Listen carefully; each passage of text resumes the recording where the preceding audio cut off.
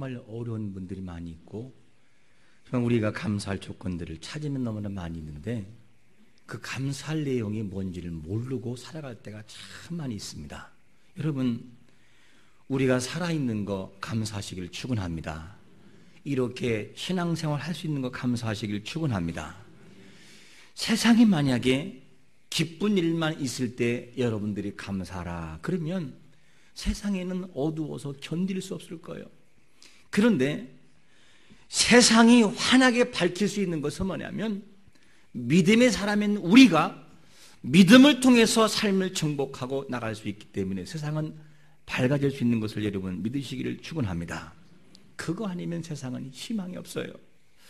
우리 가운데 여러분 고난의 비가 내리면 믿음의 우산을 쓰고 피하시면서 감사하시길 바랍니다. 그것이 우리가 해야 할 몫이라는 것이죠. 감사는 저절로 생기는 것이 아니라 만들어지는 거예요, 여러분요. 감사는 내가 만들어 가고 감사를 발견할 때 감사가 보이지 그냥 감사가 절로 생기는 것이 아니더라고요. 아무리 불행해 보이는 인생이라 할지라도 그 속에 감사를 찾으면 반드시 감사할 조건이 있어요. 그거를 모르기 때문이지. 그러므로 보이는 것만 가지고 감사하지 말고 보이지 않지만 감사한 내용이 있는 것을 찾아 주님 앞에 감사로 영광 돌리시기를 축원합니다. 그게 참 필요한 거예요. 여러분, 하나님 오늘도 우리에게 뭐라고 말씀하냐면 얘들아 항상 기뻐해야 돼. 그리고 범사에 감사해야 돼. 이렇게 말씀하셔요. 그러면 하나님 우리의 사정을 몰라서 그렇게 말씀했을까? 아니에요. 우리가 살아가는 세상에는요 정말 힘든 게 많이 있어요. 주일을 지나고 딱 월요일이 되면 우리는 직장을 돌아갑니다. 그러면요 상사에게 눈치 보면 지내야 돼요. 그리고 눈치를 보면서 굽신거리면서 내가 정말 수백 번도 뛰쳐나가고 싶지만 그 속에 참고 인내하면서 또 웃어야만 되는 상황도 와요. 그리고 때로는 내가 누구를 믿었지만 사기를 치고 틈을 치고 배신한 그런 사람도 있어요. 근데 하나님 우리에게 뭐라고 하느냐? 얘야 그래도 기뻐해야 돼. 그리고 범사에 감사해야 돼. 이렇게 우리에게 감사할 것을 우리에게 말씀해 주고 있습니다. 우리가 과연 항상 감사할 수 있을까? 감사할 수 있을까? 욥기서 이 하박국 선지자를 보게 되면요 하박국 선지자가요 하나님의 은혜가 뭔지를 모를 때는 선지자였지만 원망을 했어요. 어떻게? 하나님 왜 그렇게 하나님은 내가 부르짖어도 응답하지 않습니까? 그리고 왜 그렇게 이 세상에는 정말로 모든 것이 엉망진창입니까? 죄악이 환영하고 왜 악인이 잘 됩니까? 왜 그렇게 세상은 불법과 겁탈과 강포가 있습니까? 나 세상 싫어요. 그러면서 하나님 앞에 원망해요. 누가? 선지자는 하박국이. 하박국 선지자가 하나님의 은혜가 뭔지를 모르고 마음을 모를 때는 원망이 나왔는데 그런데 하나님의 마음을 알고 난 다음에는 하박국 선지자가 완전히 바뀌어버려요. 뭐라고 바뀌느냐? 하박국 3장 17절과 18절에 보니까 비록 무화과나무가 뭐하지 못하며 무성하지 못하며 포도나무에 열매가 없으며 감람나무에 소출이 없으며 밭에 먹을 것이 없으며 우리 양이 없으며 외양간에 소가 없을지라도 나는 여호와로 말미암아 즐거워하고 나의 구원 하나님으로 말미암아 기뻐하리로다. 할렐루야. 알아야 감사가 나오더라고요. 모르면 감사할 조건이 있어도 그게 감사한지를 모르고 살아가는 것이 인생의 모습입니다. 우리가 감사할 거리가 없는 것이 아니라 감사할 조건을 찾지 못하는 것이 너무나 많다는 것을 알 수 있어요. 여러분, 이스라엘 백성들을 한번 자세히 보세요. 이스라엘 백성들이 먹을 것이 없다라고 했을 때 뭐라고 했냐면 하나님이 만나를 주었어요. 원망을 하는데도 하나님이 만나를 주었어요. 그리고 한참 먹다가 백성이 원망을 해요. 뭘 생각하면서? 과거에 애굽에서 먹던 그 고기가 생각난다 그러면서 고기를 달라고 막 원망해요. 그러면 그들이 만나가 없었습니까? 있었어요. 근데 원망한 이유가 뭐냐면 자기들이 원하는 것이 없을 때 원망하더라는 거예요. 여러분, 우리의 사정을 한번 잘 살펴보세요. 진짜 감사할 조건이 없어서 원망하는지 아니면 내가 원하는 것이 없어서 원망하는지 우리가 그럴 때가 많아요. 여러분, 내가 원하는 것이 없을 때는 이해하시기 바랍니다. 하나님이 아직 너에게는 그거를 줘서는 안 된다. 때가 아직 아니라고 생각하면서 주신 것을 가지고 감사하며 살아가시기를 축원합니다. 그게 얼마나 중요한지 몰라요. 그래서 우리는 감사할 거리가 없어서가 아니라 내가 원하는 것이 없을 때 이 불평할 때가 참 많이 있어요. 하나님 말씀합니다. 얘들아, 항상 기뻐해. 그리고 범사에 감사해. 만약에 네가 감사하지 못하고 행복하지 못하면 내가 너무 마음이 아프단다. 그것이 뭐냐면 오늘 우리에게 주시는 하나님의 말씀인 것입니다. 여러분, 자녀를 낳았는데 그 자녀가 매일마다 짜증 부리고 불평하면 누가 아픈지 아십니까? 부모의 마음이 아파요. 그리고 여러분들 자녀를 출가시킨 다음에 들려오는 소식이 매주 매일마다 힘들어요. 못 살겠어요 하면서 원망하는 소리를 들어보세요. 본인은 아파서 원망하지만 부모의 가슴속에는 찢어지는 고통이 와요. 이게 부모의 마음이에요. 물론 하나님은 우리에게 행복하기를 원하고 기뻐하고 즐겁게 사기를 원하시는 것을 믿으시기를 축원합니다. 그게 하나님 마음이에요. 제가 신학을 하고 전도사로서 사역을 나가기 전에 33년을 장로님으로 심호하다가 올로 장로님으로 은퇴하신 아버님이 그런 말씀 하시더라고요. 너는 앞으로 사역을 나가서 항상 겸손하거라. 두 번째로 주면 주는 대로 받고 더 이상 말하지 말아라. 그리고 항상 성실하게 사명을 감당해라. 이 말씀 하시더라고요. 근데 이 말씀을 곰곰이 생각해 보니 그거는 아버님이 33년 동안 목회자와 함께 지내면서 사명을 감당할 때에 뼈저리게 느꼈던 그런 경험 같더라고요. 그래서 너는 겸손해서 이런 말들 해요. 그 33년 동안 지내면서 목회자가 겸손하지 못해서 어림을 당하신 분이 많이 있었구나. 그렇게 들리더라고요, 저에게는. 그리고 사례비를 더 올려달라고 하다가 어림을 당하는 분이 많이 있었겠구나. 저는 한 번도 사례비를 올리려고 해서 한 적이 없어요.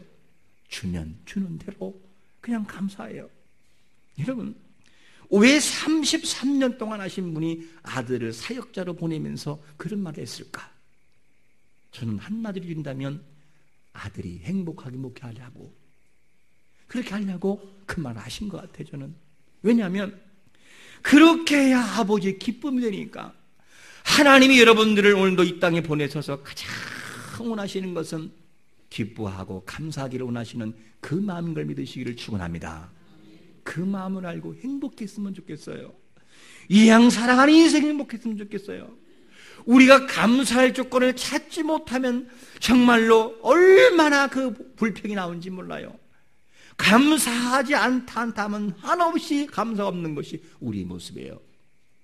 정태기 목사님이라고 있습니다. 이분은 정말 어려움 중에 잘하신 그런 분이에요. 근데 이분이 어떻게 변했냐면 치유를 경험하고 상담학의 대가가 됐어요. 상담학, 기독교 상담의 대가. 그런데 이분이 이 어렵게 자란 기본적인 상처들이 있으니까 목회를 하면서도 참 행복하지 못했어요. 가정에서도 행복하지 못하고 사모님과의 관계도 안 좋았어요. 그러다 보니까 이분이 너무 힘드니까 사모님하고 이혼하고 싶은데 목회자가 이혼했다는 말을 듣기 싫어가지고 피해가지고 어디 가느냐? 유학을 가버렸어요. 유학 갔는데 얼마나 싫었으면 7년 동안 유학 가서 단 한 번도 편지 한 통을 사모님에게 안 보냈다는 거예요. 실제로 얼마나 싫었으면. 이렇게 해가지고 이제 모든 유학을 마치면서 이제는 논문을 써야 되는데 석사학위나 박사학위는 꼭 논문을 써야 됩니다. 논문을 써야 되는데 교수님 하루는 불러들라는 거예요. 태기 학생 잠깐 와보게. 나는 태기 학생의 논문을 지도할 수가 없네. 왜 자네는 다른 사람들은 지복 교수님, 제목은 뭘로 쓸까요? 어떻게 쓸까? 자꾸만 물어보는데 왜 자네는 교만하게 그렇게 물어보지도 않고 그렇게 하는가? 나 논문 지도 못하겠네. 그리고 가라는 거예요. 그러면서 이 정태기 학생이 대답합니다. 교수님, 너무나 교수님 무서워서 그랬습니다. 이해가 안 되는 거예요. 무섭다니. 그러면서 교수님 뭐래요? 자네가 살아온 삶을 한번 이야기해 보게. 그러면서 이 정태기 목사님이 쭉 얘기합니다. 교수님, 저는 정말 가난하게 살았습니다. 그리고 살아왔고 제가 초등학교 때 저희 아버님은 다른 여자하고 바람이 나가지고 섬에 들어가서 다른 여자하고 살았고요. 어머니가 저를 혼자 키웠습니다. 그런데 혼자 키우는데 아버님은 1년에 단 한 번 왔습니다. 어머니가 농사를 쳐놓으면 그 곡식을 가져가기 위해서 바람난 여자하고 살기 위해서 곡식을 가져가기 위해서 섬에서 나와가지고 곡식을 가져가는 그 한 번이었습니다. 그런데 어머니는 그게 뭐가 좋다고 아버님이 오신다고 상다리가 부러지게 차려놓고 세상에도 보지 못한 음식을 다 차려놓고 아버지를 기다린다는 거예요. 이 아버지를 기다리면서 상을 차려놓은 걸 가만히 보니까 아버님과 마주 앉아서 밥을 먹는데 너무 먹고 싶어가지고 계란 후라이를 그냥 놔둔 손에 갖다는 거, 젓가락이. 그랬더니만 하는 말이 이런 버리장머리 없는 놈의 자식이. 그러면서 아버지가 그냥 딱을 이렇게 때리더라는 거예요. 한없이 한없이 이렇게 맞았대요. 초등학생이. 참 저는 이 말씀을 생각하면서 얼마나 울었는지 몰라요. 왜냐하면 그 어린 초등학생이 먹고 싶어서 먹었는데 1년에 한 번 그 아버지가 와서 그 아들을 그렇게 때릴 때의 아픈 생각하니까 참을 수 없더라고요. 그러면서 그렇게 맞았다는 거예요. 그 다음부터 남자를 보면 무섭다는 거예요. 이 상처가 있어서. 그래서 교수님한테 교수님, 제가 무서워서 그랬습니다. 이 말을 하는 거예요. 교수님도 몰라서 그랬으니까 둘이 부둥켜하고 그렇게 울었다는 거예요. 한없이 울었다는 거예요. 너무 아파서. 그래서 이 교수님이 숙제를 냈는데 대기 학생, 내가 자네에게 숙제 하나를 내겠네. 이 숙제를 해와야 내가 논문을 통과시키겠다. 그러면서 하실 말씀이 뭐냐면 아버님에게 있어서 한번 감사할 조건을 찾아보라는 거예요. 아버님에게. 근데 이 정태기 목사님이 눈을 감고 아무리 생각을 해봐도 감사가 없더라는 거예요. 1년에 한 번은 아버지에게 뭐가 감사하냐고 아버지가요. 분노만 치밀 울는데, 그런데 한참 고민하다가 어느 날 가만히 생각해 보니까 자기가 초등학교 운동회 하면은 그 아버지가 섬에서 나와가지고 아들이 운동회 한다고 참외 2개를 가져와가지고 주면서 아나 묵으라 그러면 던져줄 때 그게 감사하더라는 거예요. 그러면서 곰곰이 생각하면서 참외 2개 주신 것에 대해서 너무 감사해서 떼글떼글 구르며 울었다는 거예요. 여러분들에게는 무엇이 감사가 되십니까? 여러분들에게는 무엇이 감사하죠? 인생을 살아가면서 우리가 감사한 조건이 없어서가 아니라 감사가 발견되지 않기 때문에 감사가 안 보이는 거예요. 우리가 인생을 살아가면서 꼭 감사할 조건이 있어서만이 감사가 아니라 감사의 눈을 가지고 하나님을 바라볼 때 진정한 감사가 보임을 믿으시기를 바랍니다. 그런 감사를 발견해야 돼요. 욥이라고 하는 이 사람이요, 하나님 앞에 뭐라고 고백하냐면 이런 고백을 해요.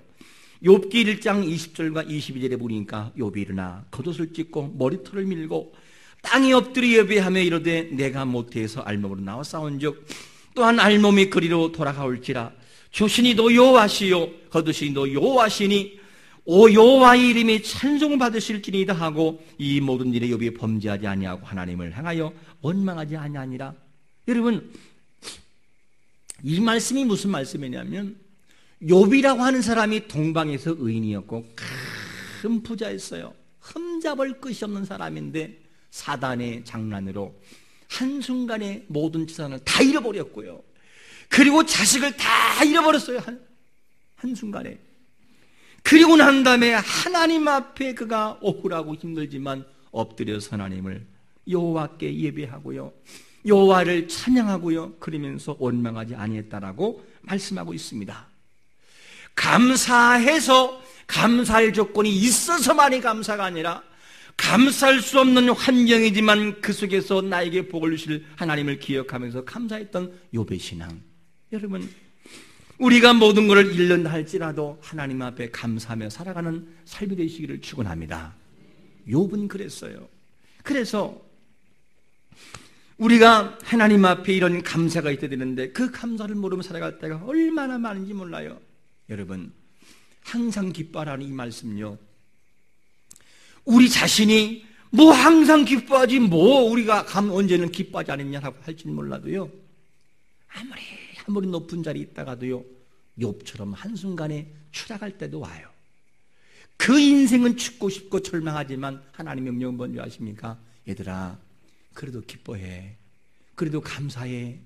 그런 상황에서 우리가 감사하며 살아갈 때도 우리 앞에 반드시 온다는 거예요.